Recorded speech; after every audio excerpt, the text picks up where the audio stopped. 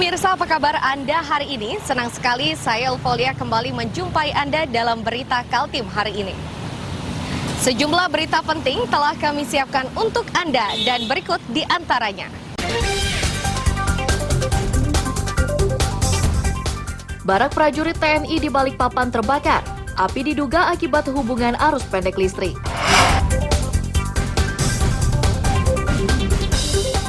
Dampak peningkatan korban COVID-19, Pemkot Samarinda imbau warganya kembali mengenakan masker.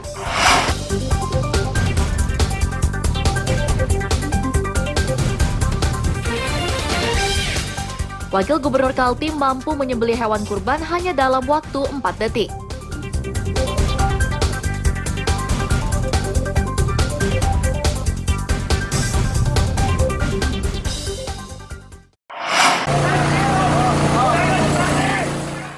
Kebakaran ini terjadi di Barak Prajurit TNI Paldam 6 Mulawarman di Kelurahan Muara Rapak, kilometer 2 Balikpapan, Selasa 12 Juli 2022 siang. Bangunan yang terbuat dari bahan kayu menyebabkan api dengan cepat meluas. Kebakaran menyebabkan penghuni barak panik dan masing-masing berupaya menyelamatkan diri bersama harta bendanya.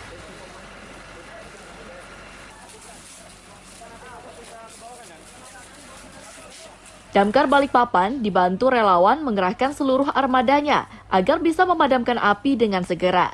Meski begitu, satu blok terdiri 7 pintu ludes dilalap api.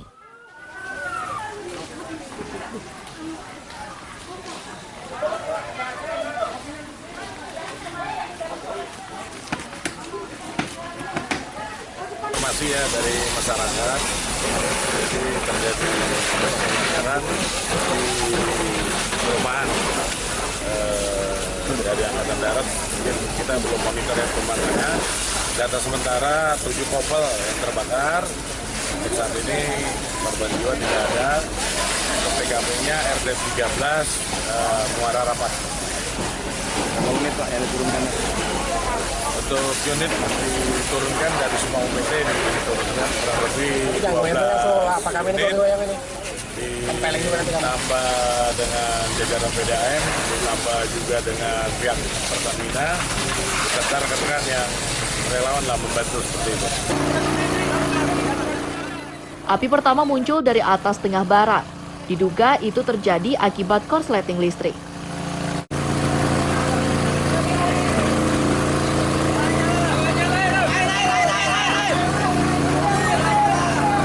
Perumahan Angkatan Darat setiap Kodam 6, jadi terdiri dari beberapa satuan yang dekat sini. Sampai sekarang belum bisa kami data nama-namanya karena di berbagai satuan.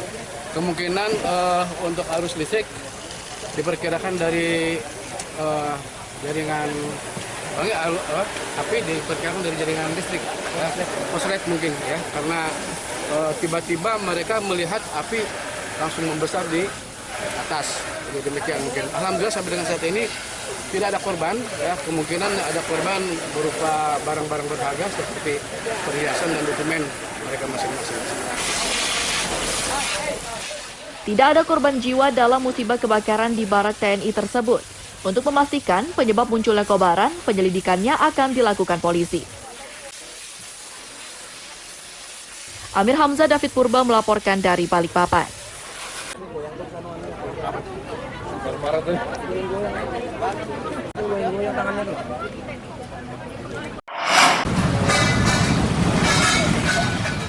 Truk bernomor polisi P9662UR yang mengangkut pipa besi Selasa dini hari terguling di Jalan Projakal, Geraha Indah, Balikpapan Utara. Peristiwa ini menyebabkan 2 minibus, 3 sepeda motor, dan 2 garasi rumah warga rusak tertimpa muatan dan badan truk.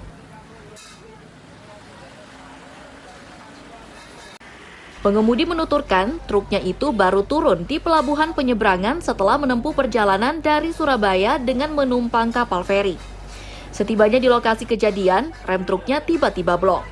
Berbagai upaya sudah dilakukan untuk mengurangi kecepatan. Akan tetapi, usaha tersebut sia-sia dan truk tetap meluncur deras hingga akhirnya terguling. Iya, baju biru. Main HP itu? Iya. Tapi kalau bilang di tikungan pertama arah ke sini, itu masih nahan rem. Habis itu jalan udah mulai rendah, turunkan ke bawah itu udah mulai nggak fungsi rem. Udah keseret kurang lebih 50 meter lah. Sampai kayak gini jadinya. Nah, kendalanya di rem Mas ya? Gejalanya ya cuma rem aja. Itu jam berapa? Bilang nggak ada rem, apa tuh nggak ada korban. Jam berapa sampai tinggalnya Mas? Jam kurang kalau nggak salah jam 3:30, jam 4-an. Di malam. Itu dari mana mau kemana Mas? Dari Balikpapan, dari Jawa, mau ke Karyango. Oh, ini baru turun dari Pelabuhan Semayang ya Mas? Ya, jadi malam turunnya. Langsung mau ke Karyango? Karyango. Nganter apa Mas? Mau apa? Kapolting Scaffolding ya? Oh, buat perusahaan itu Mas ya? buat perusahaan Pertamina. Oh.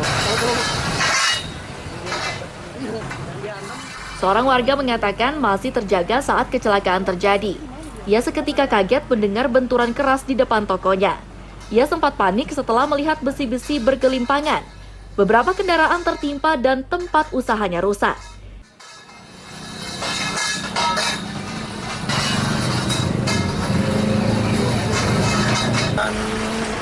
Sekitar pukul jam 4 subuh kejadian sementara saya lagi ada di dalam Lagi jaga ya? lagi jaga soalnya kan ini warung 24 jam. Yang pertama ditabraknya mobil yang parkir di samping sini terus kena pom mini terus ke sini. Sampai waktu kejadian itu gimana Mas? Dengar awalnya tuh? Langsung kaget aja sudah Mas. Soalnya pas udah kejadian langsung barangnya muatannya langsung terhambus semua di sini. Tidak ada korban jiwa dalam kecelakaan ini, sementara penyebab kecelakaan masih diselidiki polisi. Amir Hamzah, David Purba melaporkan dari Balikpapan.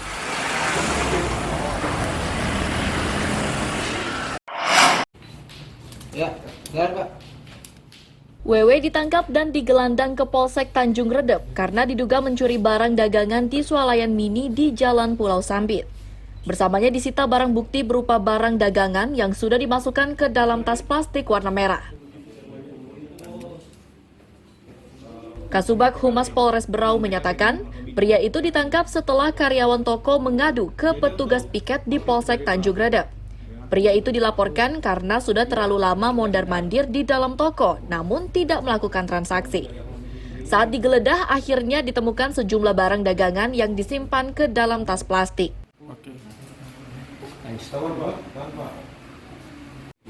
Pengungkapan ini berawal dari kecurigaan karyawan Alfamidi, di mana si tersangka ini ada mondar-mandir di dalam Alfamidi, namun tidak melakukan pembelian, kemudian menginformasikan kepada penjagaan Polsek. Langsung dari Polsek kita mendatangi ke TKP di Alfamidi yang ada di dekat, kebetulan ada di dekat Polsek ya. Setelah itu, setelah dilakukan pengecekan di sana, kemudian ditemukanlah sebuah tas kresek warna merah ini yang berisi barang-barang yang masih berlabel, bahkan masih ada hangernya. Akibat perbuatannya, tersangka dijerat pasal pencurian dengan ancaman pidana 5 tahun penjara. Amir Hamzah, Miko Gusti melaporkan dari Kabupaten Berau.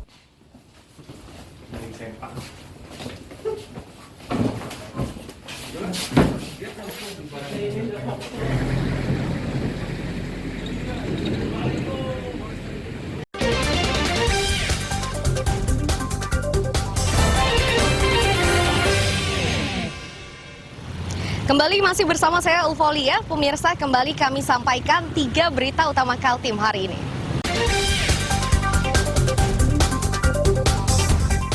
Barak prajurit TNI di Balikpapan terbakar. Api diduga akibat hubungan arus pendek listrik.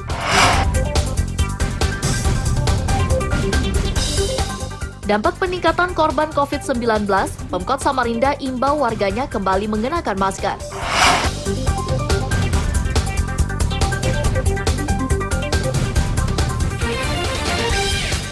Wakil Gubernur Kaltim mampu menyembelih hewan kurban hanya dalam waktu 4 detik.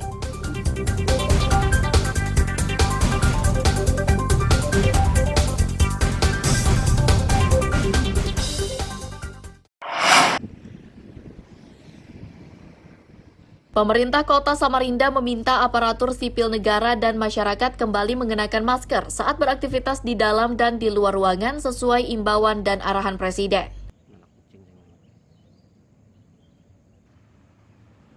Bagi pemerintah Kota Samarinda, imbauan ini dinilai sangat penting.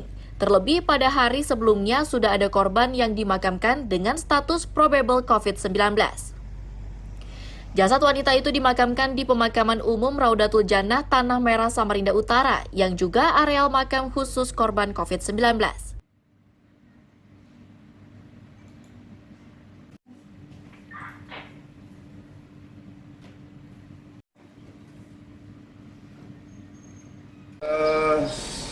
Sesuai dengan arahan dan himbauan Bapak Presiden, saya juga ingin meneruskan, ayo kita ikuti.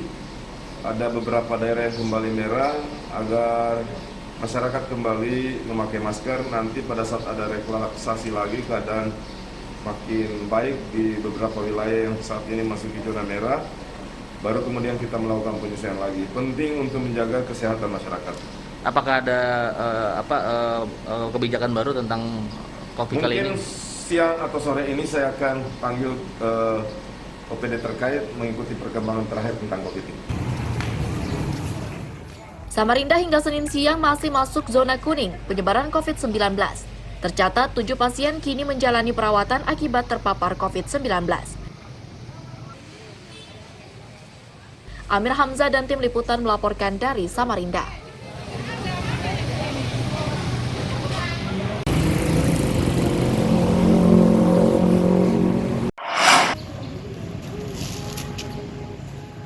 Ambulans relawan dari berbagai satuan Selasa siang mendatangi Rumah Sakit Jiwa Atma Husada di Jalan Kakap, Samarinda Ilir. Ini karena mereka akan diberi pasokan oksigen secara gratis.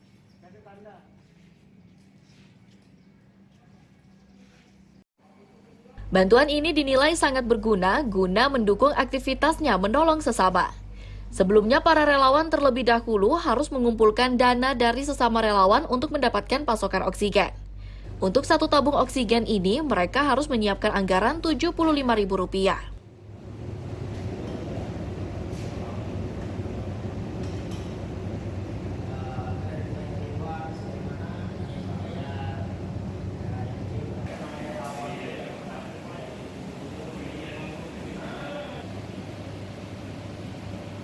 Kita mengucapkan banyak-banyak terima kasih buat Rumah Sakit Atma Husada ini karena telah membantu teman-teman relawan di lapangan untuk pengisian tabung oksigen.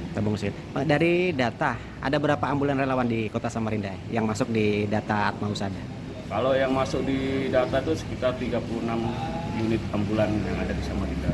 Nah, selama ini operasional ambulan relawan ini ditanggung sendiri atau bagaimana, Bang? Kalau operasional ditanggung relawan sendiri dari dana sukarela Anggota ya.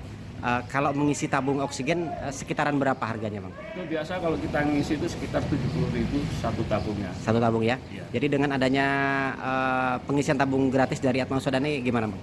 Ya, kita sangat terbantu sekali. Direktur Rumah Sakit Jiwa Atma Husada Mahaka menyatakan, bantuan oksigen ini untuk meringankan beban relawan. Ia yakin dengan saling mendukung, maka kota ini akan menjadi lebih aman, termasuk bebas dari orang dalam gangguan jiwa atau ODGJ yang berkeliaran di jalan. Dan mereka juga bisa membantu rumah sakit dalam menangani ODGJ telantar. Nah, kita sudah punya komitmen bahwa masyarakat kota yang bersih, tidak ada lagi ODGJ yang terlantar dan jalan-jalan di ruang publik kota, sehingga kami mengharapkan teman-teman juga bisa membantu Rumah Sakit Atma Husada karena saya lihat ada lebih dari 30 relawan ambulan ya yang ada di masyarakat dan kami juga memberikan apresiasi. Untuk kali ini, Rumah Sakit Jiwa Atma Husada membantu pasokan 30 tabung oksigen untuk para relawan yang tersebar di 10 kecamatan. Amin Hamzah dan tim liputan melaporkan dari Samarinda.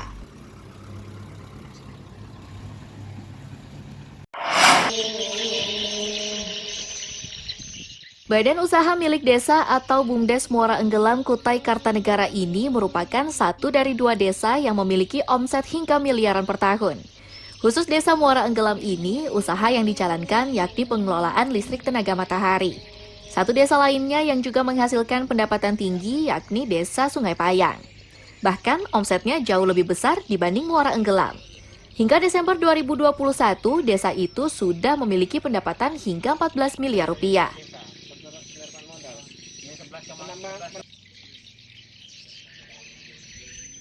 Kemampuan badan usaha milik desa mengelola dana desa menjadikan keduanya jadi desa andalan di Kutai Kartanegara. Bahkan, Kepala Dinas Pemberdayaan Masyarakat dan Pemerintahan Desa atau DMPD Kutai Kartanegara, Arianto menyatakan kedua desa ini kini menjadi percontohan bagi desa lainnya terkait pengelolaan dana desa.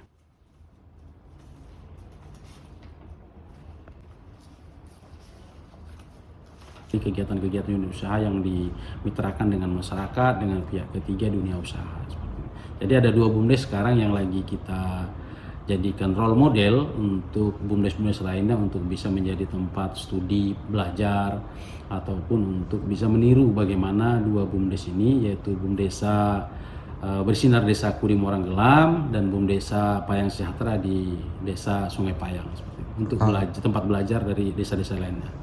Kalau penghasilan dari 2 BUMDes itu Pak, ada gambarannya Pak? Iya, jadi BUMDesa Bersinar Desaku sekarang omsetnya sudah 1,4 miliar terhitung di tahun 2021 kemarin, sedangkan untuk BUMDesa Payang Sejahtera Desa Sungai Payang itu sudah 14 miliar. Karena keberhasilan BUMDes Muara Enggelam dan Sungai Payang ini, membuat keduanya kini diikutkan dalam kompetisi nasional inovasi pelayanan publik. Saat ini, peringkat Badan Usaha Desa Muara Enggelam masuk top 15 nasional untuk inovasi pelayanan publik. Amir Hamzah Faidil Adha melaporkan dari Kutai Kartanegara. Berapa kalinya gitu? Kalau misalkan dari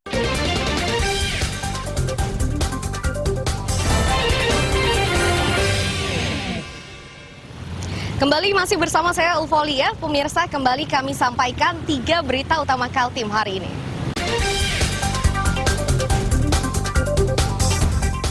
Barak prajurit TNI di Balikpapan terbakar. Api diduga akibat hubungan arus pendek listrik.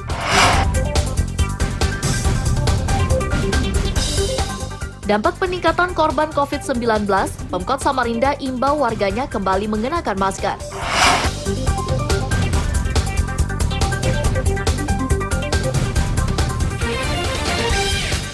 Wakil Gubernur Kaltim mampu menyembelih hewan kurban hanya dalam waktu 4 detik.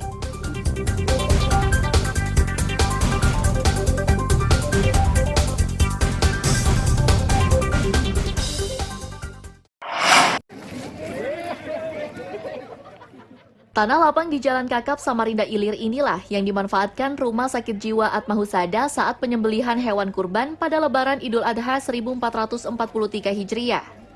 Ada 7 ekor sapi yang disembelih dan salah satunya sapi terbesar dengan bobot 900 kg.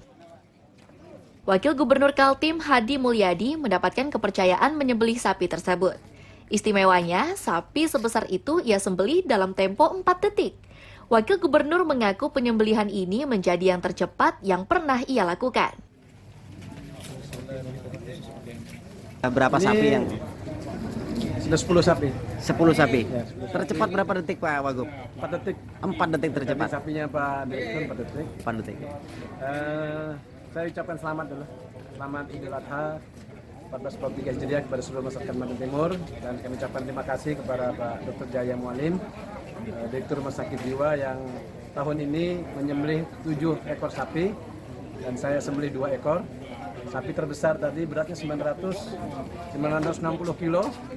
Tapi alhamdulillah dalam waktu 4 detik potong. Tapi yang paling penting adalah himbauan saya kepada seluruh masyarakat Kalimantan Timur menjadikan pengorbanan sebagai salah satu karakter dalam membangun bangsa. Ya, jadi untuk tahun ini sama dengan tahun-tahun yang lalu ya. Cuman berbeda tahun ini karena teman-teman di Rumah Sakit Atma Husada ini bisa mengumpulkan 7 sapi. Tahun yang lalu 6, jadi ada peningkatan 1 sapi ya. Karena memang kesadaran mereka untuk berkurban tiap tahun meningkat sehingga hari ini bisa melaksanakan kurban 7 sapi. Rumah Sakit Atma Husada berharap daging kurban yang dibagikan itu makin mempererat silaturahmi dan kepedulian pada sesama. Amir Hamzah dan tim liputan melaporkan dari Samarinda.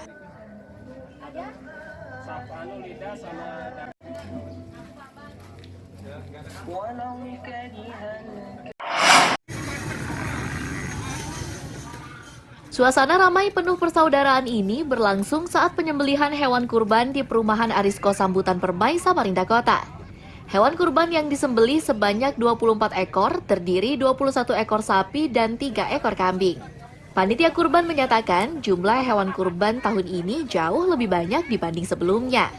Sapi dan kambing yang dikurbankan ini hasil swadaya warga dan nantinya daging kurban akan dikemas menjadi 2.500 bungkus untuk selanjutnya dibagikan ke kaum duafa dan warga perumahan. Alhamdulillah hari ini seperti biasanya setiap tahun sekali kita mengadakan Hari Raya Idul Adha yang dimana para sohibul kurban, wabil khusus orang Arisko semua mengamanahkan kita untuk mengadakan Hari Raya Kurban yang biasanya memang kita laksanakan tiap tahun sekali. Dan alhamdulillah terkumpul 21 ekor sapi dan 3 kambing. Jadi insya Allah kita salurkan ke seluruh sohibul kurban, kaum duafa, sama warga sekitarnya, wabil khusus warga Arisko, perumahan Pondok Sambutan Permai. Penerima daging kurban menyatakan setiap tahun senantiasa mendapatkan jatah daging kurban. Mereka berharap jumlah hewan kurban bertambah agar warga lainnya ikut merasakan pembagian daging kurban ini.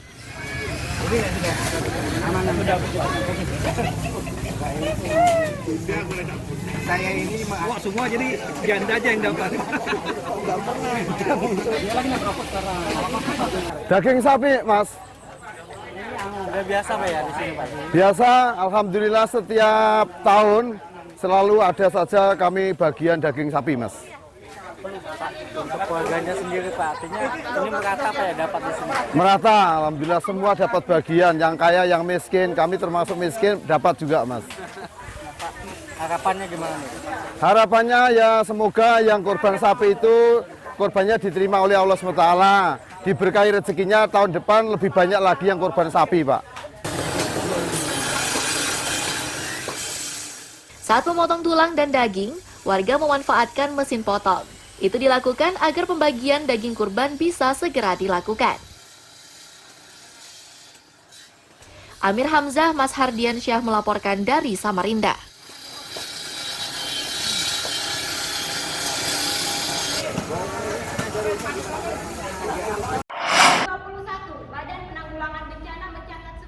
Beginilah gaya peserta pemilihan Duta Remaja Sadar Hukum 2022 di wilayah Kutai Kartanegara saat memaparkan karya tulisnya di hadapan juri dari Kejaksaan Tinggi Kalimantan Timur.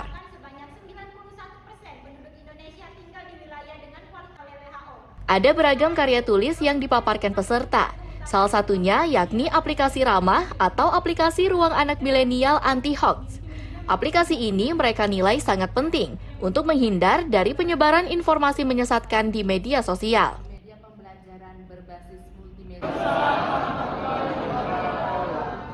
Selamat pagi, salam sejahtera. Dimulai yang baik, karena menjadi semangat. Jadi pada saat tampil, ya ekspresi makin. Tapi kalau pernyataan itu yang kami tampilkan dalam Duta Pelajar Sadar Hukum tingkat Kabupaten Kutai Kartanegara ini yaitu Ramah. Ramah merupakan aplikasi Ramah Ruang Anak Milenial Anti Hoax, yang mana aplikasi ini merupakan aplikasi untuk pemahaman, untuk edukasi mengenai hoax dan sebagai sistem penyaringan terhadap hoax yang ada di lingkungan sekolah khususnya SMA.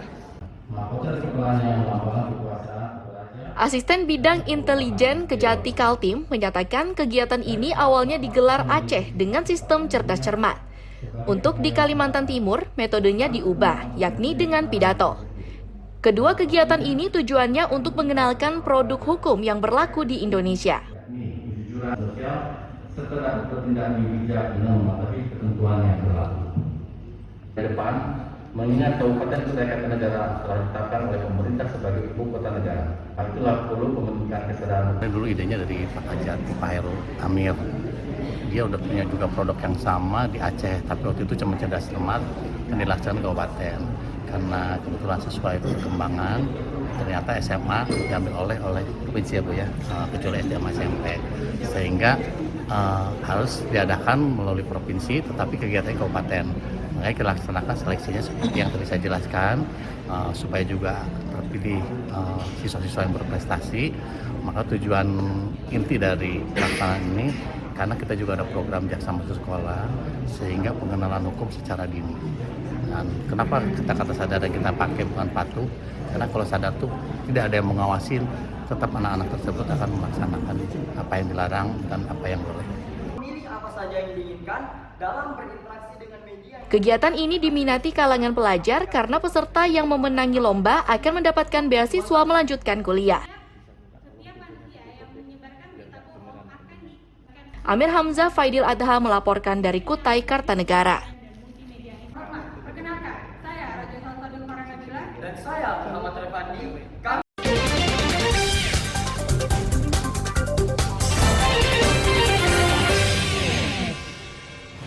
Pemirsa, berita tadi sekaligus menutup perjumpaan kita kali ini. Akhirnya, saya Elvolia beserta tim redaksi yang bertugas mengucapkan selamat pagi, sampai jumpa.